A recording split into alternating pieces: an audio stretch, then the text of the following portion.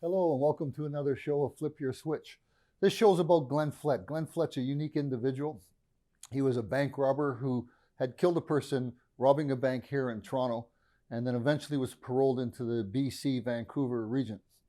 I'd been out to that region recently to interview him because for the last 27 years, Glen Flett has been running an organization called Linc, Lifers in the Community, that help inmates transition back into society.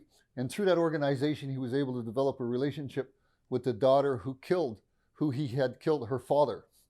And she's one of the world's most fervent proponent of restorative justice and runs around the world actually doing that at a pretty high level. So her and Glen had did some speaking engagements. While out in Vancouver, I learned that Glen was sick and he was to soon die. And that had happened. He died a couple of weeks after I interviewed him. So this interview, and I was a little nervous on that interview out there because I didn't have my team that I usually use here in Toronto for this filming stuff. And I'm kind of used to that team now, and that makes television better. And we're all about making good television. And Glen was a proponent of that also, about giving guys inside an opportunity to blossom and let their trees grow, sort of say. So yeah, so this interview is different for me. It's with an old friend that I've walked the yard with for many, many years, a guy who got out, who flipped his switch in a very successful way. In his eulogy, correctional officers, police, convicts, victims of crime, all came together to pay him respects. And that's something to think about when you've been down the road that we've been down, to try to transition into something that the rest of the society appreciates in you, even if you're at the end of your life and you've done it for your whole life. He went out, not happy that he went out, but he went out knowing that he did good, and his legacy will continue on. And this show is a reflection of that legacy.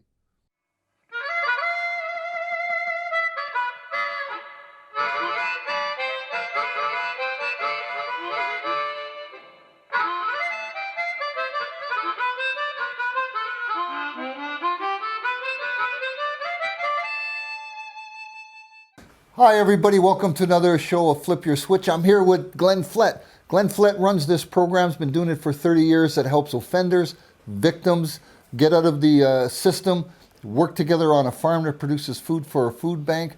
I was one of the guys that he helped. He stood on the pro board for me, put his rep on the line to rep me, and I made my day pro. Thanks, Glen. Welcome to another show. Yeah, thanks.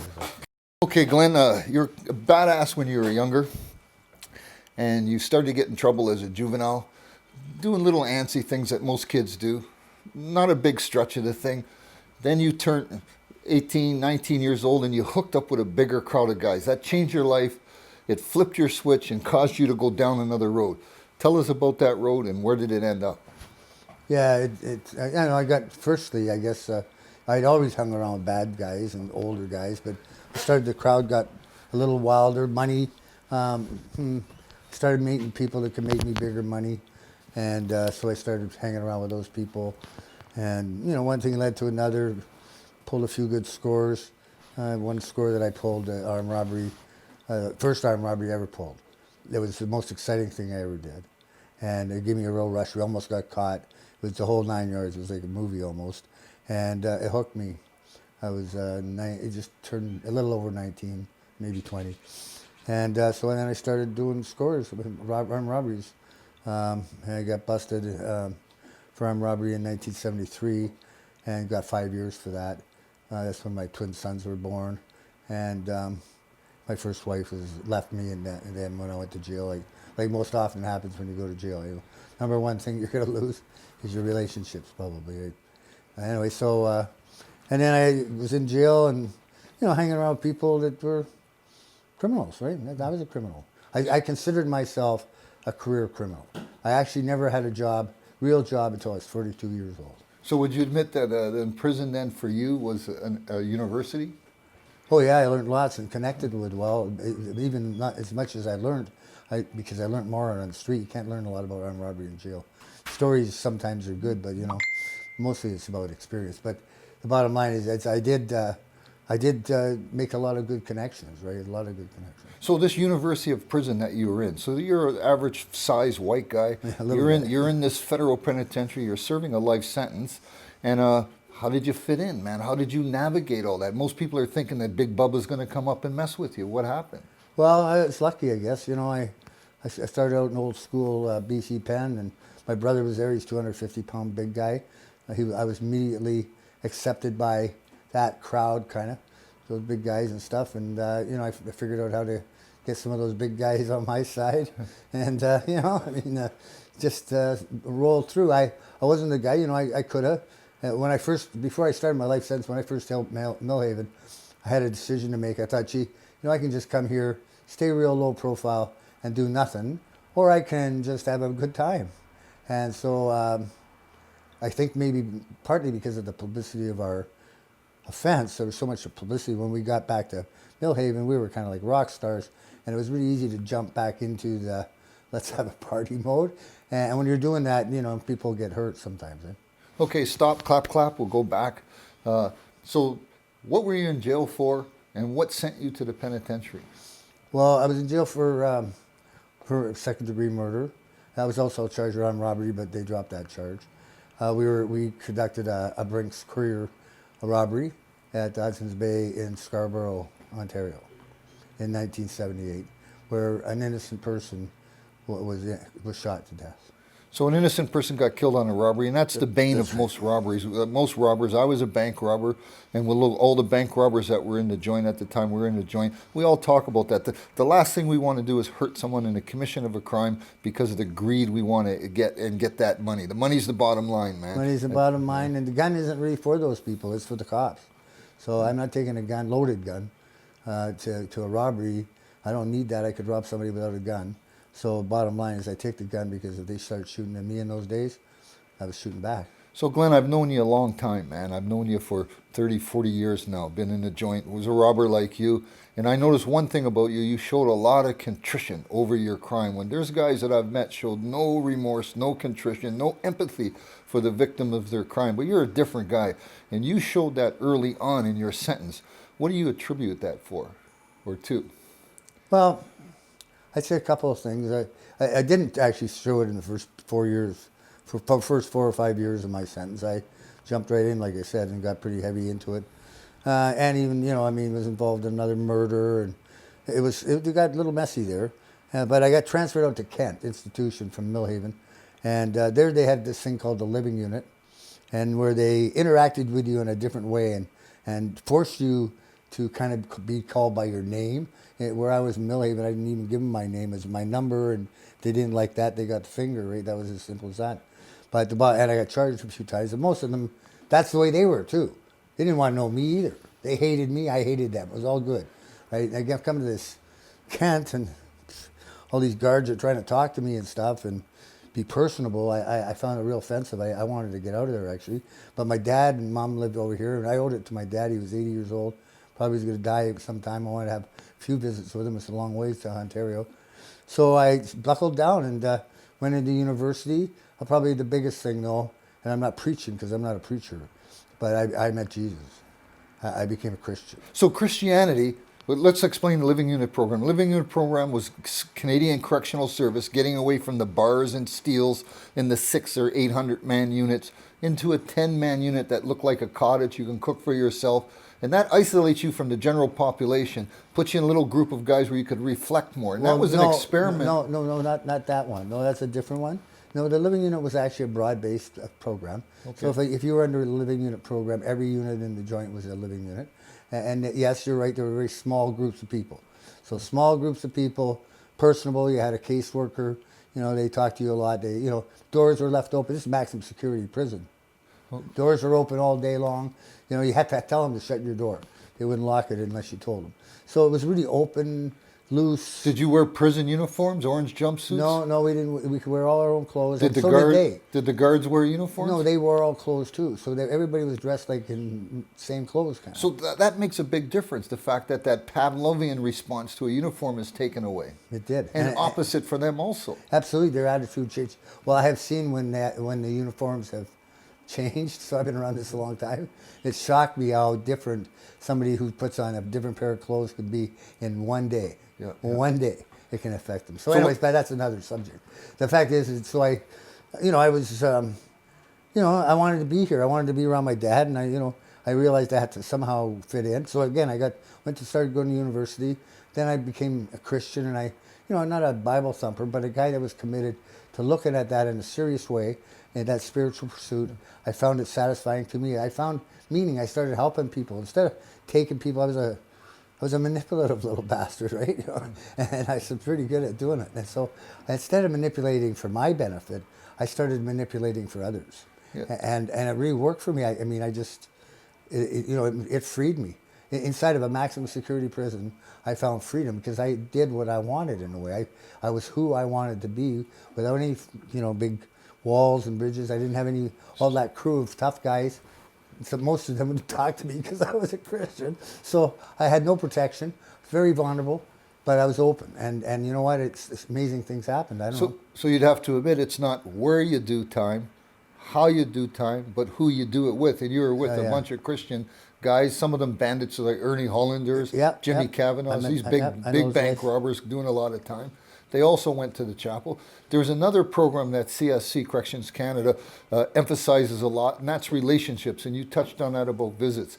And you got married, or you met your now wife, Sherry Flett, that's right, at a BIFA meeting, BIFA Black Inmates Friends Association, that I started to mitigate racial tension in the Canadian prison system. And you met her there. That was a good group, yeah. So how many years have you guys been together now? We always debate things, right?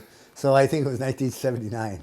So you guys have been together for decades. And here's the thing I'm going to say. Only 10% of the people in federal prisons get visits. And very few of those people have visits that last over 5 years. It's true. You, being the exception, you had someone who stood by you. In other words, was by your gate for decades and decades. I likewise had those kind of women around me. That makes us exceptional guys. What is there a message you'd like to tell the guys out there about their families and what will happen to those families when they become incarcerated? Well, it's devastating on families. Since we started working with Linc, I guess I always knew that maybe in my mind. But I remember when I first started doing time, my parents used to come and see me. I'd say, hey, set me at 20. They'd say, well, I don't want to do that. I'd say, come on, set me at 20. You know how hard it is on me in here, whine and snivel. Get to 20, beat it back into the unit and spend it on whatever, right? Bottom line is, as I've worked with Linc, I've had to work with families. And because we take them to visits, we do anything we can for the guy that's in jail, for his family and stuff. If we can do it, we do it. Give them food. We've housed them. You name it. We do whatever we can. And I've got to see the damage. The real damage, the tragic damage that it has on the wife, usually for sure, and the kids. Kids. So you've taken families into your personal house that were visiting people around here. Yes, we have. So you firsthand seen the anxiety of going to the visit, the visit itself, and then you drove them home back to your house and had to listen all night to their whines and their cries. Well, not so much. They don't usually whine and cry when they're finished their visit. They go very anxious, but it's a huge thing. Everybody should have visits. It's a huge thing. It does release some of that angst that they had. They leave and they miss them and everything, but it's not the same as when they haven't seen them. Some of these people haven't seen each other for a year. It's 6 months, a year. It's a long time, and they love each other. They've been through mail and phones, but it's not the same when you can actually hug. Isn't it the mandate of Correctional Service of Canada to keep families together? And from your experience, are they good at that? Well, I think I did read that someplace once, but I haven't ever seen that actually really very much in practice. Yes, I have seen some individual institutions with the right VNC staff, and occasionally it falls into what I would call user-friendly, but in general, it's a disgrace. And they terrify visitors. They discourage visitors. It really is true. I can tell you I've seen so many things. I'm not going to talk stories because that's not my trip, but I can assure you I've seen things that are absolutely outrageous to stop people from getting visits. So this is my opinion, that we have one of the better systems in the world, not as good as the Northern European systems who have a lower recidivism. The CSC tries to do this stuff, but they miss the ball a lot of times by judging our families like they judge us. In other words, if you hang with a con, you're a con too. And some of the people that come up to visit, I'll give you an example. One of my co-accused's family, they were in law enforcement. I have some family in law enforcement. So how can they be treated that way also? They do. they have no shame, the CSC. Okay, so is there a message? But let's get it clear that you're right. I just like what you just said, because I've met some amazing people that work for the CSC. And I know people that absolutely 110% support family contact. I've seen them battle it out. But it is a battle. It's a battle against security and a battle against the people who are trying to run corrections. And so security, because of their union, is a very, very, very strong union. And basically, they run the joint. So what I hear you saying, there's two components to a person's rehabilitation or transition through the system. One is the social component of people trying to help and keep things together, all for public safety. And the other is the security component, trying to stop mayhem and violence within an institution. And they are the more powerful one. They do get the most money. They are the loudest. We hear them more often than we hear the other group saying, let's help these guys go to a movie so they can learn how to transition, versus ain't no movies for those guys. They're all bad guys. Absolutely. So we'll say that that's the biggest angst in CSC. I've been in it my whole life. Yes, I agree with that. Is there a message you want to say to see it? Because you're an expert, man. There's very few guys that are working in CSC right now that have been around as long as you. Me also. We become these experts. As for an expert opinion on the justice system of Canada, is there a message you want to say to those people in uniform who are working in the system? Well, I'd like to say that most of you really want to do the right thing. Most of you go home and you hope that if a guy gets out of jail, he's not going to come and break into your house or anybody else's house, steal your stuff, or hurt anybody. Most of you are really sincere about trying to keep the public safe in a way. But what you do, the way that it's approached, in my opinion, doesn't do that. And it makes people, alienates people from you. And we need to somehow find a way to work more together as people rather than us and them. Okay, Glenn, you hit it right on the nose. I'm going to say this to you. You've been doing that now for decades. You've been going into prisons. You've been meeting families. You've been even counseling guards and their families and various staff members. You have put your money where your mouth is in this sense. Can you tell us about this program, the angst of the program, the good, the bad about the program that you've been doing, helping convicts and helping people in society, and also victims, because in your organization you help a lot of victims. So you're a victim helping organization and you're an offender helping organization. What is this organization?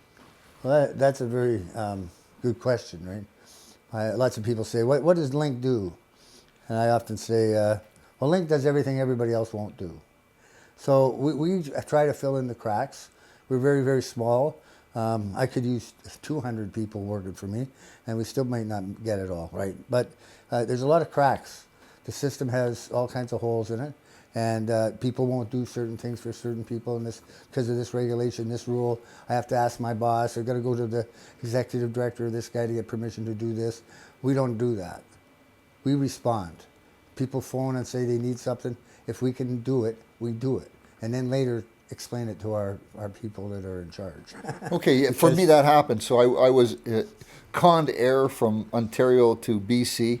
My first visit with my late wife, she then called you and said, I have a problem. They just kicked me out of Mission Institution because my American passport was out of date. And she was literally stranded at night in an area of BC she's never been before. She phoned you. Right away you come and picked her up, took her to the bus station, got her settled. Yeah, man, and this is what you do for people. That's what we do. And so, we have or more general programs. So, to give, again, back to the CSC, I'm not a CSC basher. I am a critic. I'm a critic of anything that violates human rights. So it doesn't have to be the CSC. It could be the guy across the street even. It's not, personal kind of. It's a bigger thing. But see, really, Linc started because they asked me. They'd seen the work I'd done in prison with some guys. They liked what I was doing. And I was trying to help somebody else get a program going, so that's how I interacted with them.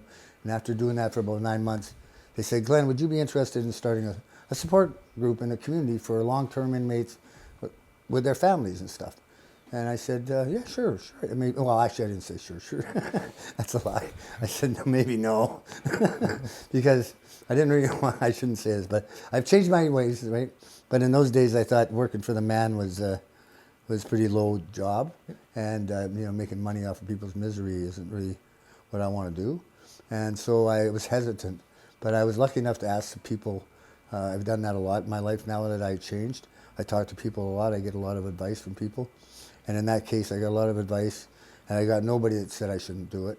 So I did it, and not expecting it to go very far. I was cooking at the time, too, so it was a part-time job, only one night a week. And, you know, people would say, oh, Gene, I got to move, or I got to do this or that at the meeting, and I'd So you're helping coordinate offenders, you're helping the families of offenders actually relocate, move, and yeah, get settled. Yeah, we did all that, yeah. So it started like that, and then they heard about it in jail, and they said, well, gee, why don't you come in jail and talk to some of these guys that are about to get out? I hadn't planned on going to jail, but I said, okay, sure, I'll do that. Okay, let me stop you right there, because Tom French, my first interview ever out of prison was with Yes. Tom French. Yes, I met Tom. And Tom French, who started an organization called Lifeline, a predecessor to this organization. So I asked him a poignant question, and I said, why do you go inside those institutions? And he looked me right in the face, and he says, Rick, I go in those institutions. I don't want it because they can keep me there. I'm a lifer. I go in there to help guys like you, guys I respected, my old buddies from the inside. Is that your story? It's about hope, buddy. Yeah. It's all about hope.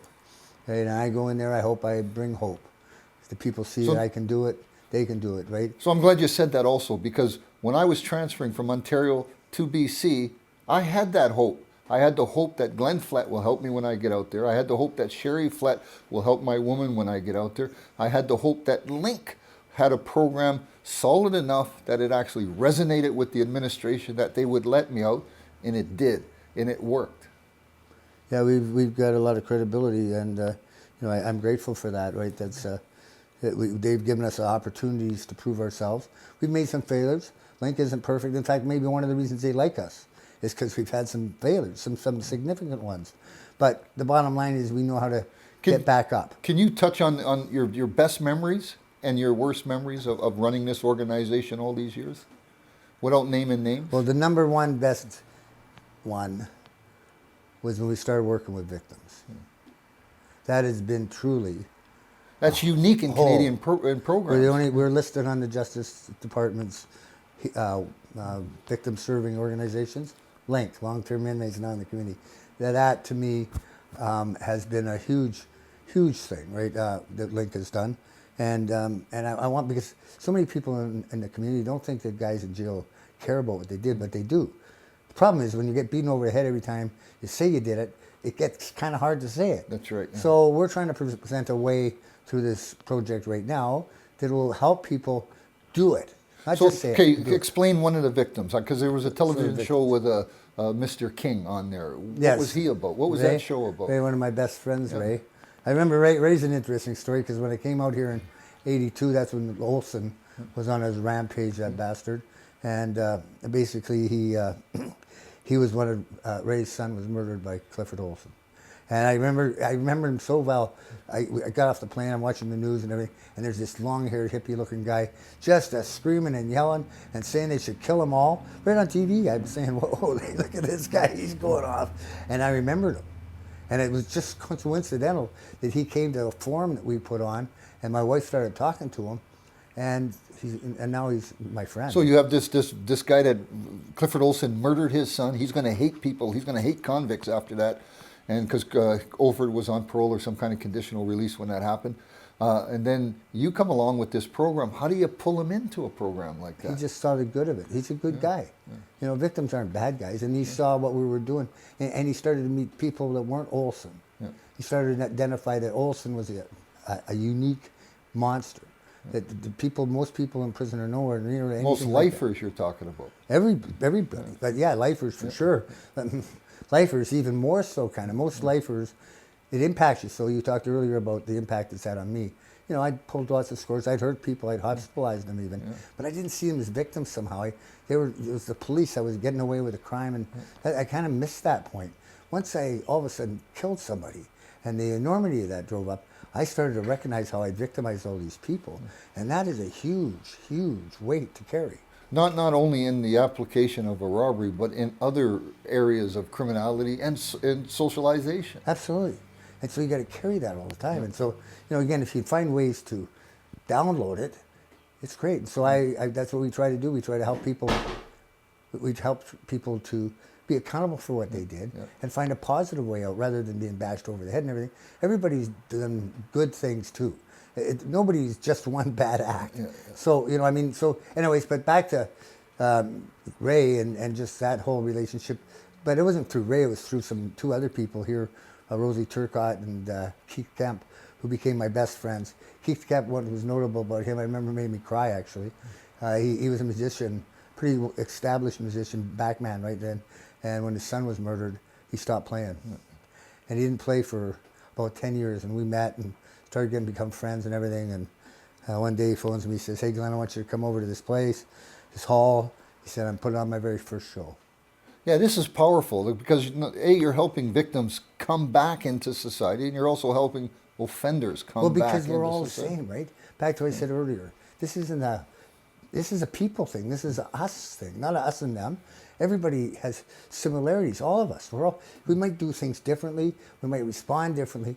But here, sometimes good guys do bad things. Absolutely. Sometimes. So here I have the question, and it's back to Sherry again, and because I have these images of you getting married in Williams Head, right? That was a trip. Yeah. So would you agree that because getting married to her would have been your best day in prison? Do you agree that your best day in prison wasn't as good as your worst day on the street? Well, I don't know. It might have been the best day. It was certainly hell scary, I'll tell you. Not to say, but I've been with a woman like that for over 10 years, I think, at the time. And Sherry's a powerful woman. She's a powerful woman. And they let us have this outrageous wedding because there was a social on that day. So we had 120 people at our wedding in the church and everything. It was like a real wedding. Real captive audience. It was a real captive audience. That's right. They couldn't leave. So it was a pretty amazing event. And yeah, my worst. You know, but frankly, I know this might not be it isn't everybody. It is for me though. I had some of my best days in jail. I have to say that. I've had some really good. Okay, qualify I was able to. Sometimes I'm not bragging, but I saved a few people's lives. I had some really great PFEs with my sons when they came to see me in jail.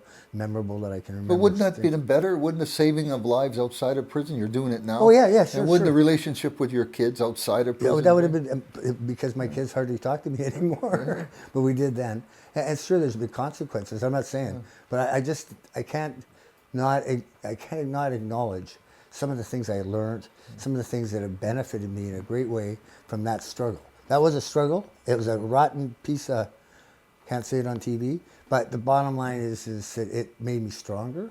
It developed me into the person I am. And you know, I mean, again, yes, I had really bad days in there, really bad. But I've had some really bad days out here too where I was about to lose everything. My house went bankrupt. You know, everything. Me and Sherry, we have this ability to find every profitable disaster that could happen. Okay, so that's my point. There's a struggle between the time you flip your switch and you meet the success Glen Flett has and Sherry Flett has now with this organization that helps both victims and offenders. There's this struggle, and you're talking about the struggle. Is there anything you want to say to young gangbangers that were like you, that may be thinking of doing the thing that you're doing, about this monumental struggle that's going to face them if they... Well, I mean, if you're up for it, I guess, but I certainly wouldn't do it myself again. You know, it wasn't good, and you know, it has made me who I am, but it was very difficult. I tried to consider suicide at one point in my sentence. You know, it's an uphill battle. So only an idiot would pursue criminality as a life's goal. You know, once you get there and you see, when you hit it, you're there, and now, what have I made? You know, I could be probably really rich. I spent a lot of money, time, burning up for nothing. All those years in jail, I lost any real ability to be, you know, I own this house, but I mean, it's falling down, and it's not that much. So I could have so much more. I could have so much more life experience. What I hear you saying is I could have gone skiing, and I could have traveled, and all I did is spend my time in a little... So what I hear you saying is the energy, the intelligence, the drive that drives a criminal towards his criminality can be flipped over to something pro-social at a greater benefit. All the time. There's no question about it. I've been doing it. I've seen it. I see it. That's one of the reasons I love this job. Is that's one of the rewards to see those guys flip and just they find their potential. Often, it's interesting how you put it. Some of it's in their criminality. So they do something like they're shuckers and jivers. So they, maybe not used cars, but let's use used cars just as an example. They can talk to people, and they're really, so they can get into jobs that are transferable skills. Well, this television does that for me because the precision of television is the same as robbing a bank. Yeah, there we go. Exactly. So, I mean, we can use our skills, and it, again, I think that everybody can do that. The problem is, when you're young, you can't see tomorrow, really. You know what I mean? Well, they can, through the example you're given. You're the example. But we don't get enough of these examples. You know what I mean? Like, it really is, and this TV gives you a false sense of what's Do you going think on. that CSCs, Correctional Service of Canada, and police generally across this country should utilize the resources they have in ex-offenders like yourself? Absolutely. There's the evidence, all kinds of evidence all around the world. We're not just talking about here in North America, all around the world, where ex-offenders have been involved in programs that have been highly successful. Yep. Okay, Glen, is there anything you want to say directly to the young kids that are coming up? Because my general audience is the multiracial use of the inner city core of Toronto, Montreal. Is there anything you want to say to those guys? Well, You're a member of BIFA, and by a member of BIFA, you can talk a certain way because BIFA did certain things within the Correction Service of Canada. It enabled white guys, black guys, and other guys of color to come together and kick it. yeah. So you're going to kick it to my homies, man. I want you to say something to them. You spent almost your whole life in prison. You killed someone in one of your offenses, and now you're running this good thing. What do you want to say to these guys? Well, I don't know. I want to. That's a hard thing to say. I want you to love yourselves. I know people, especially some of the people. I was pretty privileged in my life, but I work with people that have gone through the shit, and I can see how hard it is to love yourself when you've been beaten down. But love yourself. That really makes a difference, eh? Once you really come to grips with who you are and love that person,